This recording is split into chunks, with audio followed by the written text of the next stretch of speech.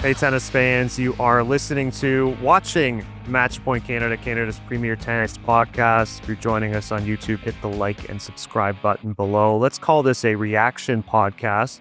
One of the greatest Canadian tennis players in history, former world number 3, Wimbledon finalist, Milos Raonic, officially calling it a career, announcing his retirement over the weekend, and really the perfect person to join us. Who's followed his career-long journey from the very beginning, award-winning journalist and broadcaster Arash Madani. Arash, this is the end for Milos Raonic, but my goodness, what an unbelievable journey, and really what a pioneer in this sport for this country.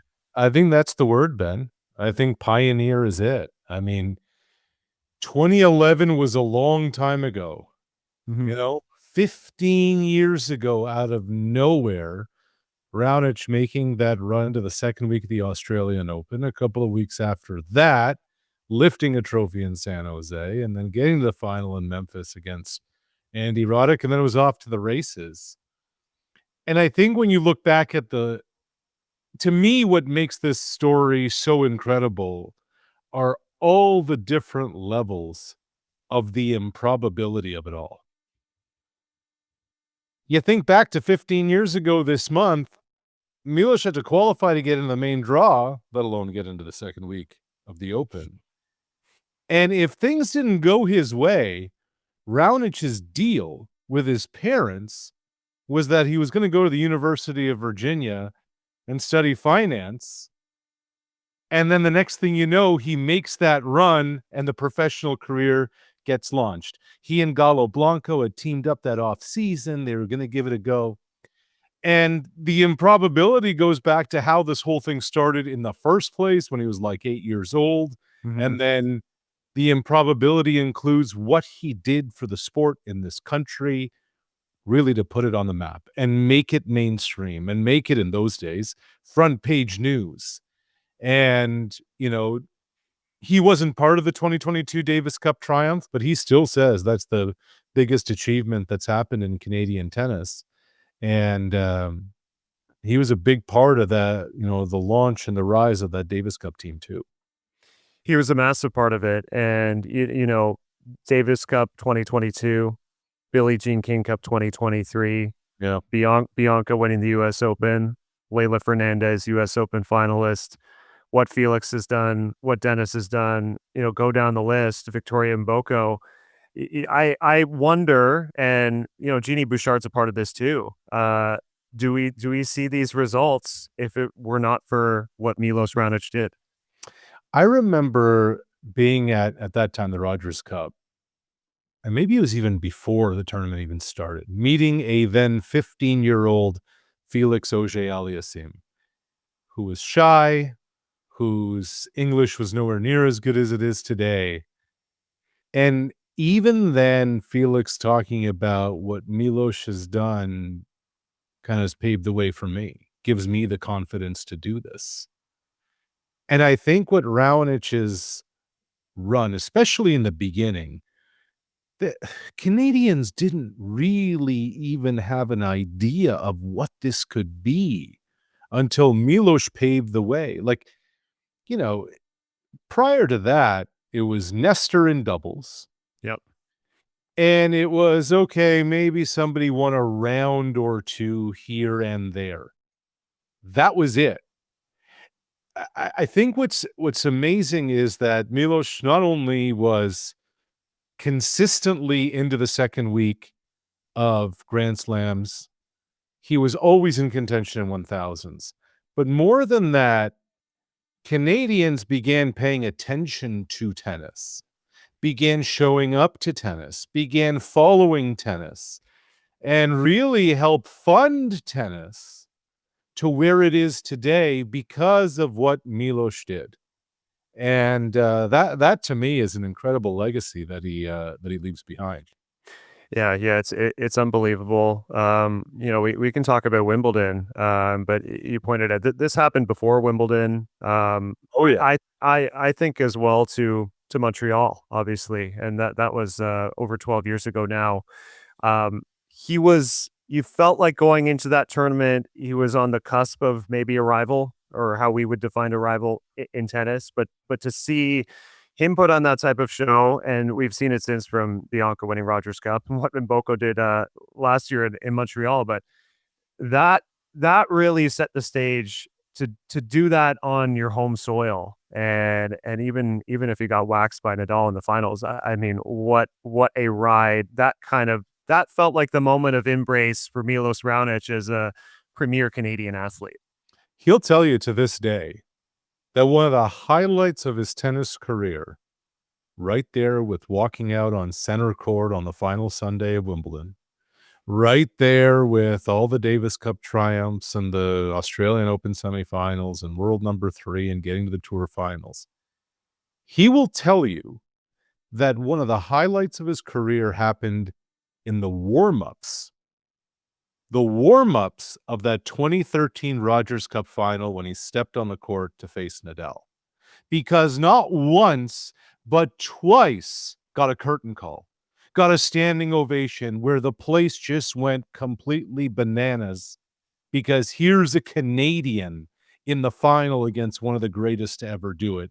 And this was in the relative infancy of his career. Remember, he really arrived in 11, and 2 years later, 2.5 years later, here he is in Montreal in the finals, beating Vasek in the semis. And he talks about that tournament being one of the most important of his life, of his career. He was kind of at a bit of a crossroads, and he was able to persevere. And then where it went from there. Ben, I remember going to the O2, being assigned when Milos got to his first World Tour finals, the final 8. He was among the best in the world. He had a big run at the end of the season, tore it up at Paris-Bercy just to get in. And there's a photo of the 8 of them, Fed and Murray and Rafa and Novak, and I think Berdych was in that mix or whatever. Mhm.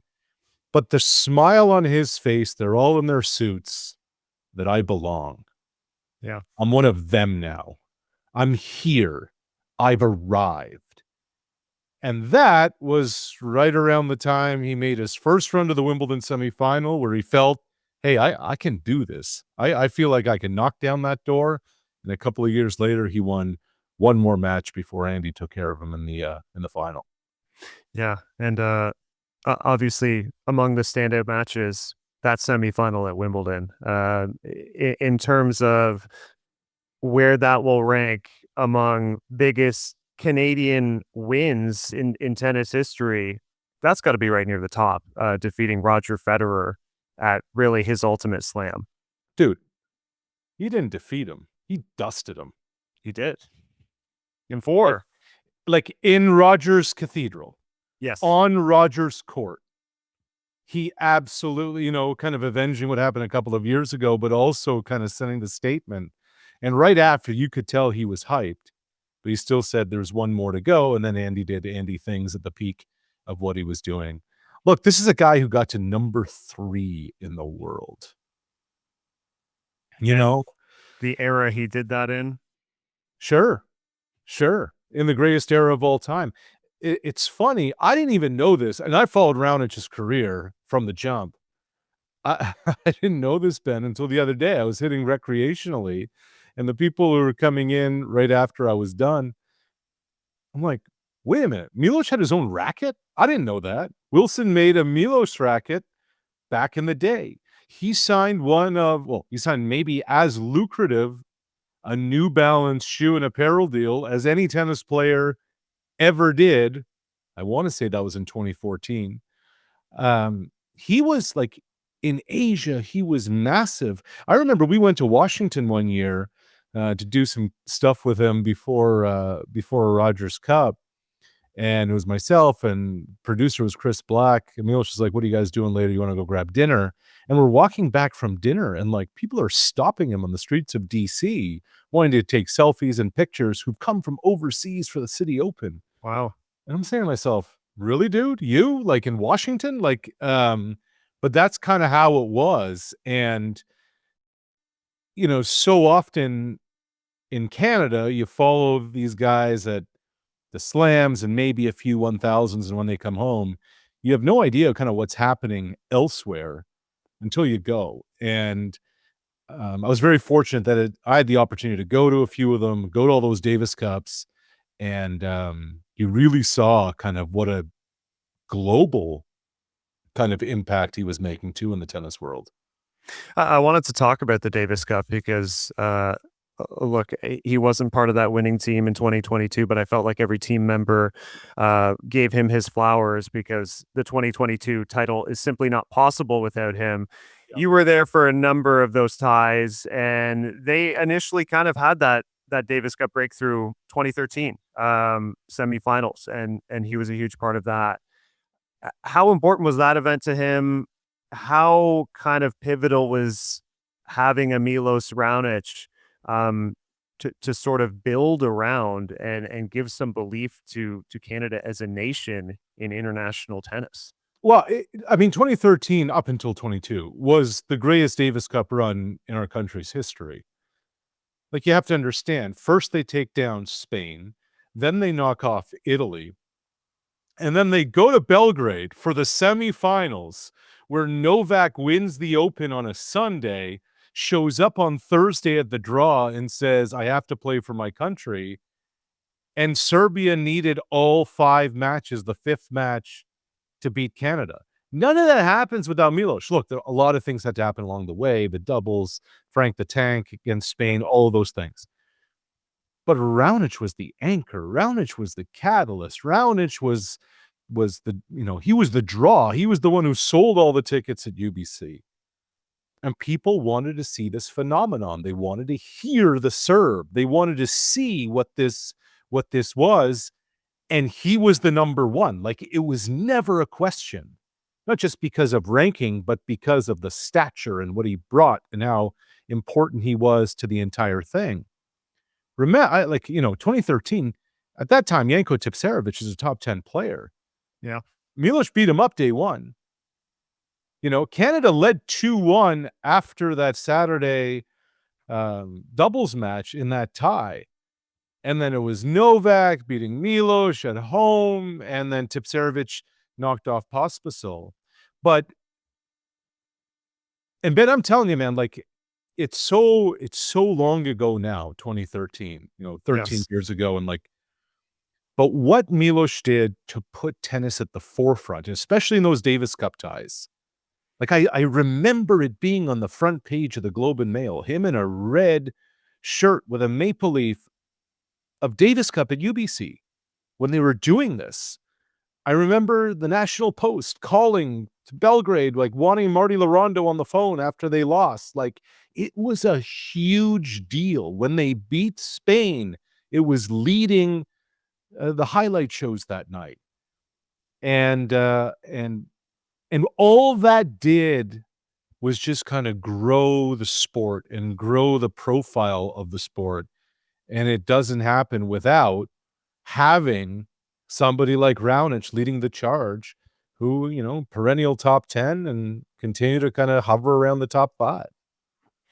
Perennial top 10, 8 career titles, 10 times he made quarterfinals or better at majors, Wimbledon finalist, world number 3. Is Milos Raonic the greatest Canadian tennis player of all time? I don't know. I hate these stupid, GOAT conversations, blah, blah, blah, blah, blah, blah. Here, I honestly believe he's the most impactful. Most impactful. Because this kind of golden era, golden age, whatever you want to call it, the newest modern era, the social media era in the tennis world, the Canadians wouldn't be doing what they're doing without him. Milos also was the first, he was part of that first era of the new National Tennis Center and the development program. He was the first kind of product of that. He provided validation to what the development program for the entire federation was and what it was doing. It was him and Bouchard. And then came Chapeau, and then came Felix. And it's been interesting on socials, Felix and Diallo and Galarno, all are kind of, giving him his love. He was close, Ben. He was close to doing it. He was close to um, getting that grand slam. I think back to Australia. He was up 2-1 on Andy Murray. It was a semifinal, and then the adductor gave out. And he was playing the best tennis of his life. And that, I think, so much of the story of Milos was that when he was healthy, he was so utterly dominant, except it felt like seemingly every run got derailed by some kind of injury. There was the fall at Wimbledon in 2011 and the hip. Then there was the knee and the adductor and the groin and the Achilles. Like, you name it, he went through it. And I think in a lot of ways, as impactful and wonderful and decorated a career as it was, there's still a lot of what could have been if the body didn't betray him. It's pretty incredible that he made it. I suppose he didn't make it in a way to 35 because we did not see him play last year, but he really does have kind of a what if type of career, and still to manage to have achieved this much. And as you kind of highlight, at the height of his powers, look at what he was doing beyond 2016 Wimbledon finals. He fought tooth and nail with Andy Murray at that ATP finals, the final there. I think that was maybe one of the best performances of Raonic's career, and it came in a losing effort. And you could feel that his level was enough to challenge these top guys. It's just his body did not seem to provide him, ample enough time to stay on the court through full seasons. Yeah, and that's a big part of it. The other is there were a couple of times he couldn't get out of his own way. Like, I remember after 2016 Wimbledon, the final, he didn't go to Rio. He didn't go to the Olympics because he's like, I'm that close. I'm that close. He wanted it so bad. And he ended up putting so much pressure on himself that he actually got himself so tight, his body shut down against him. I think it was against Ryan Harrison or somebody like that at the Open. Yes, that's right. So often I found that I shouldn't say so often, but there were times you just saw Milos kind of overthinking things. But man, was he willing to try anything and everything along the way. A number of coaching changes, a number of different fitness routines and regimens and this and that. And think of the coaches that worked with Raonic along the way. Like, prior to working with Roger Federer, Ivan Lubicic wanted to help Milos out.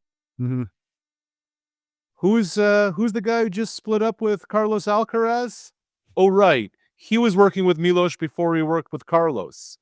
Who was the other guy when Milos made that big run? Right, John McEnroe. Like, the kind of who's who of the tennis world. When Milos is like, man, maybe I need to kind of tweak my serve a little bit, he went and found Richard Krajicek and just said, hey, what can I do here? He brought even Jesse Levine along when they were working with Krajicek, just to be like, hey, Jess, like, what do you think? Yeah. Every stone was unturned. He had this thirst to be great, a want to be great, so analytical. Remember, his father, Dusan, is an engineer. Mother Vesna worked in a bank. Like, they were numbers people. Yep. They are numbers people. And Milos is the same. And I'm pretty confident that he's going to move on into the business world. He's probably going to set up shop in New York or something like that and continue, because he wants to compete. He wants to get into investment banking or finance or something like that, because there's a bit of a scoreboard there too. But he wasn't content without knowing, I'm doing absolutely everything possible to be at the top of my game. What do you remember? Obviously, you spoke to him over the years numerous times, and that was sort of my takeaway from conversations with Milos. Is he's an incredibly analytical, thoughtful individual, very quiet and stoic on the court. What will you kind of remember about him personally, the interactions you had over the years? Oh man, so many that we had. I'm so kind of fortunate. I mean, where to begin? One of the first so we go to San Jose, and he was very skeptical. He's like, who are these people? Why are they here? he ends up lifting the trophy there. And then the next thing he knows, it's the Sunday in Memphis, and there we are for the final again. And I remember being in the lobby of that Memphis tournament was not even at like an arena. It was like at a tennis club of some kind. And I'm like, hey man, I'm like, this is becoming a bit of a deal back home. And the next thing we know, we're at a Davis Cup in Toluca, Mexico. And he was working with Blanco at the time, and Gallo gets kicked out because he was chirping at the chair umpire, and the referee kicked him out.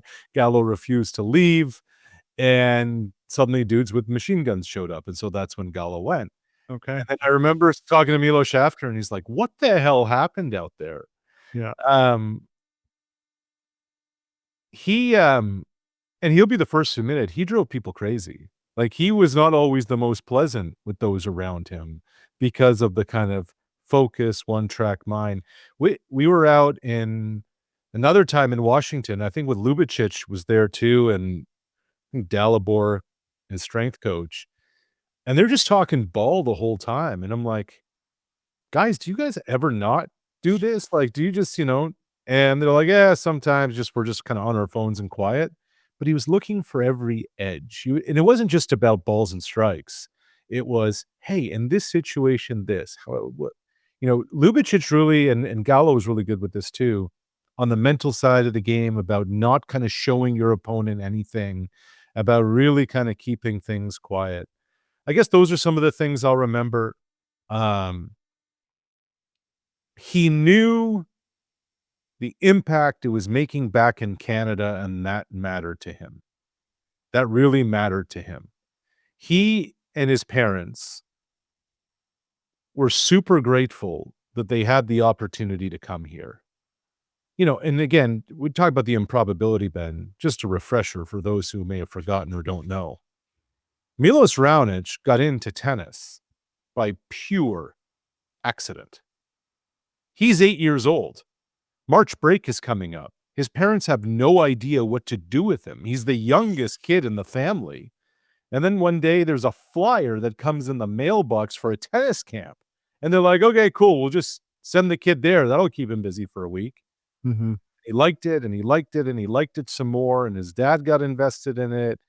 And with his time and efforts and figuring things out. And then Casey Curtis, God bless him, took Milos under his wing and really identified the serve and the weapon that it could be and gave Milos so much of his time.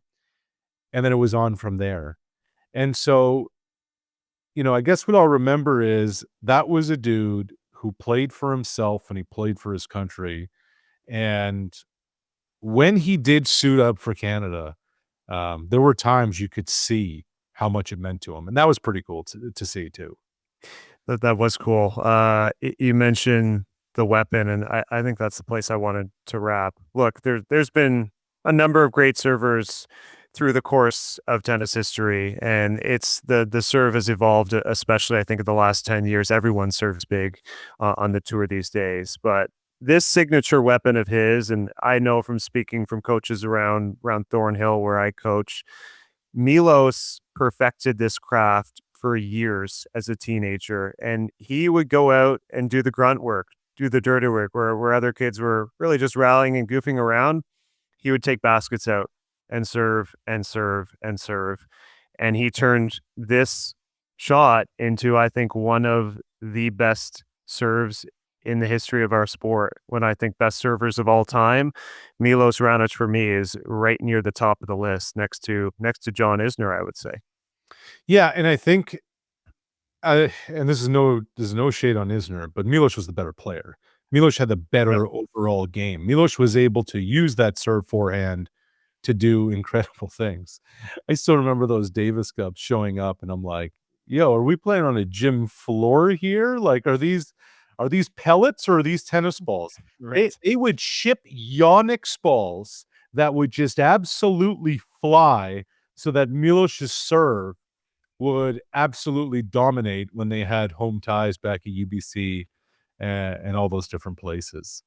Um, it it's as good a weapon as there has been in professional sports over the last 20 years. You know, it was the Zdeno Chara slap shot. It was the Steph Curry 3. It was the Patrick Mahomes improvisational, who knows what's happening here. Yeah. And right there with it was that Raonic serve. And man, it served him well. It served him real well. And it made him a lot of money too. Like, this is a dude who retires with plenty of greenbacks in his jeans. Testament to that greatness in this weapon. This is at the tail end of his career. The fact that Milos Raonic did this in 2024, and he's the record holder, most aces in a best of 3 match. For him to go out in 2024, you and I knew at this point, very much tail end of Milos Raonic's career. It's going to wrap up soon, and hits 47 aces in a win against Cameron Norrie. That's astounding to think of 47 aces in a best of 3 match. I think too, the other thing that I'll really remember is 2023 National Bank Open, round 1, he gets Tiafoe, top 10 in the world.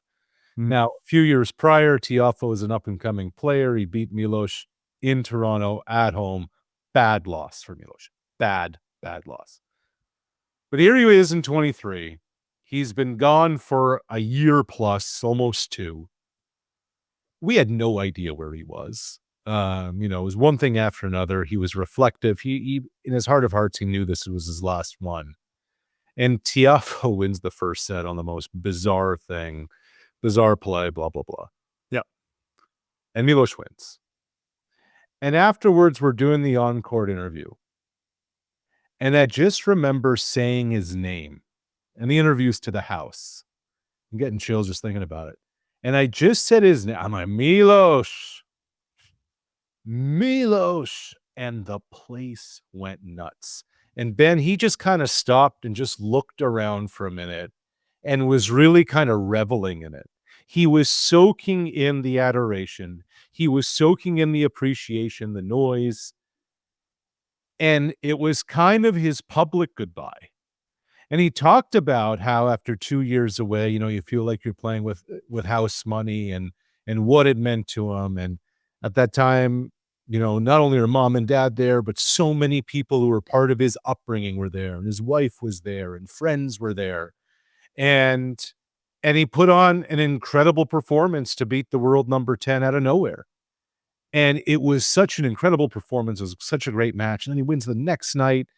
And you're saying to yourself, man, this could be something. And then, you know, that was it. But I'll remember that night. I'll remember under the lights, the fact that there he is 10 minutes from where he grew up. And so many people that were close to him were there in the house that night. And the people of Toronto, the people of Canada showed their appreciation for him and how touched he was by that and how much that meant to him.